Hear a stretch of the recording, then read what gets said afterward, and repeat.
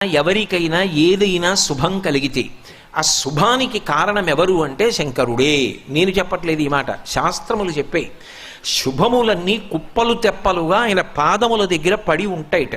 ఆయన అనుగ్రహించాడు అనుకోండి, ఓసారి ఇలా అంటాడు అంటే అది ఎగిరి వెళ్ళి ఇంటికి తోరణంగా పట్టుకుంటాడు. అందుకే ఒక గడుసు కవి ఒక మాట అన్నాడు, నేను ఓ పువ్వు పట్టుకొచ్చి మీ పాదాల మీద వేశాను అనుకోండి, నేను వేసినది ఇది పువ్వు, మీ పాదముల మీద ఉన్నది ఇది పువ్వు. నేను ఒక పువ్వు పట్టుకెళ్ళి మల్లికార్జున లింగం మీద వేశాను అనుకోండి, పరమ ప్రేమతో వేశాను అనుకోండి, ఆ పువ్వు ఓ ఏడాది తర్వాత నా ఇంటి మనవడు. నేను ప్రేమతో వేసిన పువ్వు 2 ఏళ్ల తర్వాత నా ఇంట్లో మనవరాలు. నేను ప్రేమతో వేసిన పువ్వు నేను కట్టుకునే ఒక ఇల్లు. నేను వేసిన పువ్వు నాలో కలిగేటటువంటి భక్తి.